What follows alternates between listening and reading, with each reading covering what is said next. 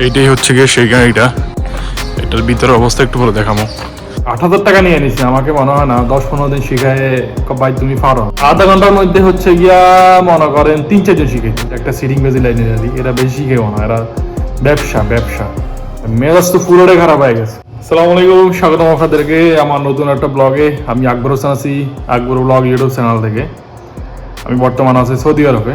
তো আমি এখানে আসার আগে আমি হচ্ছে গিয়া অটোমেটিক গাড়িগুলো শিখে এসেছি, প্রাইভেট কার। আমার থেকে প্রায় 8,000 টাকা নিয়ে নিছে, আমাকে মনে হয় না 10-15 দিন শিখায় ভাই তুমি পারো। ঠিক আছে, এই কথা কয়ে বং সং দিয়ে মনে করেন 1 মাসের মধ্যে আমি চালাইছি হচ্ছে গিয়া 15-16 দিন, নজরে গেলে 20 দিন হইব।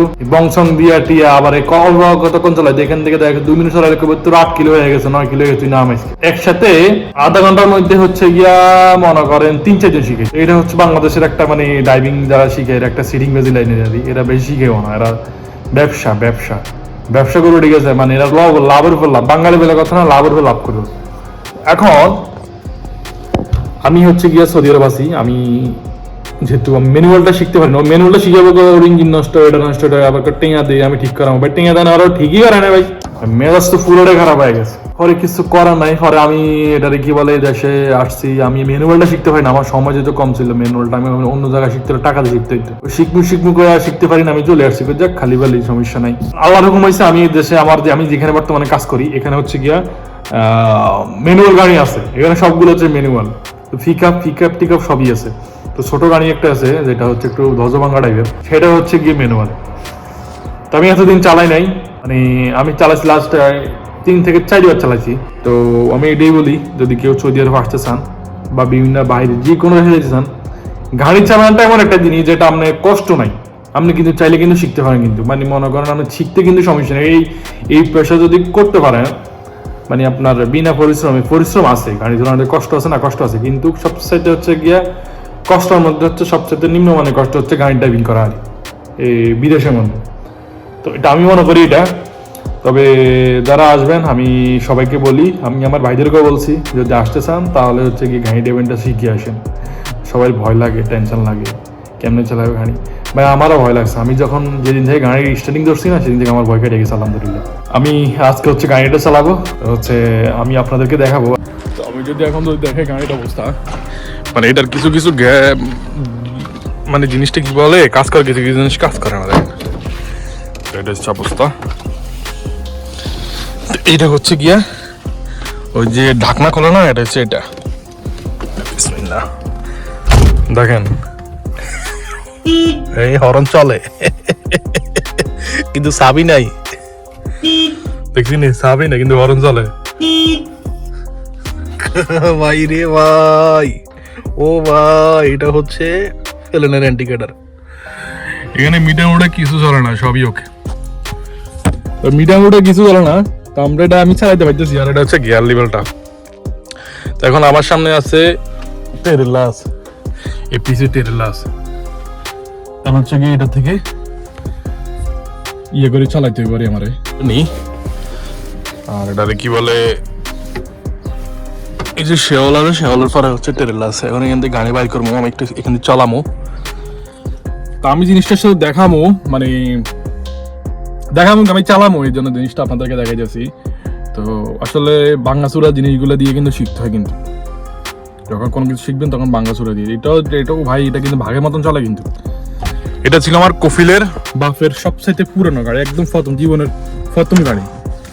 এটা আমি শুনছি, এটা স্মৃতি হিসেবে, এটা পুলিশ অলরেডি লয়ে গেছে একবার, এই গাড়িটা পুলিশে করলে হয়ে গেছে, কিন্তু পরে কি করছে, হে আবার সিস্টেম মতো নিয়ে আসছে। হে পুলিশ ছিল অফিস ছিল। তো এটারে কি বলে, আমি এটা চালাইছি আলহামদুলিল্লাহ, মোটামুটি আলহামদুলিল্লাহ। এখন দেখি চালায় দেখি কি অবস্থা।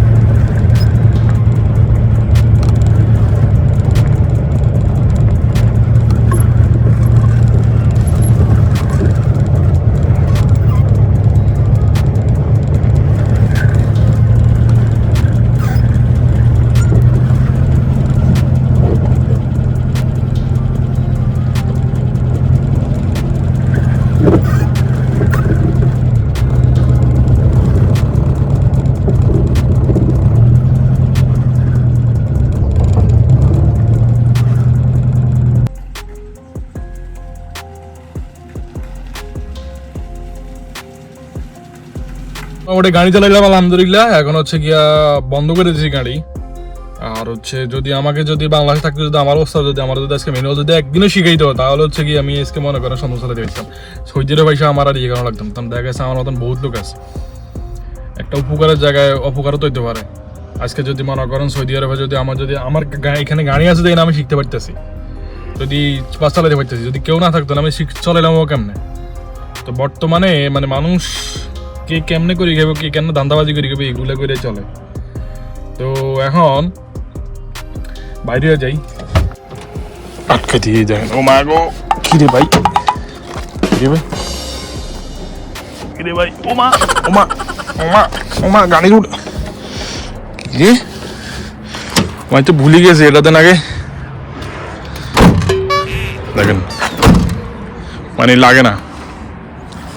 তো হচ্ছে আমি আজকে গাড়ি চালাইছিলাম, এটা মোটামুটি আলহামদুলিল্লাহ ভালো। তো আমার সামনে হচ্ছে গিয়া টেরেলা আছে, পিকআপ আছে, দুইটা পিকআপ আছে।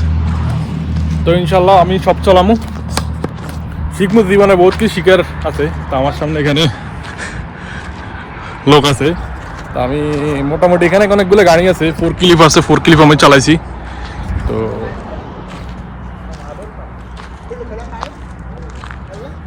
বাঙালি कुल्लू कला मालूम मोदी भाई, आप बंगाली सब कुछ जानते हो क्या? 100 में से 90% जानता हूँ। তো মোদি ভাই কইতেছে 100% মধ্যে 90% হচ্ছে গিয়া বাংলা কথা জানে। তো আজকে ফ্রাইডে, আজকে আমি ফ্রাইডে ব্লগ করতেছি। তো আজকে বিকেল হয়ে গেছে, আমাদের সিমেন্টের গাড়ি চলে আসছে। আর মোদি ভাই এখানে কিছু কাজ কাম করতেছে। উনি সবসময় বৃহস্পতিবারে করে, শুক্রবারে জিনিসটা করে আর কি। তো আজকে শুক্রবারে কোথাও যাই নাই। शुक्रवार को जाने में पैसा खर्चा होता है ज़्यादा, इसके लिए नहीं जाता। হ্যাঁ মোদি ভাই কইতেছে শুক্রবার যদি যায় তাহলে হচ্ছে নাকি অনেক টাকা পয়সা নাকি খরচ হয়, অনেক টাকা পয়সা খরচ হয়।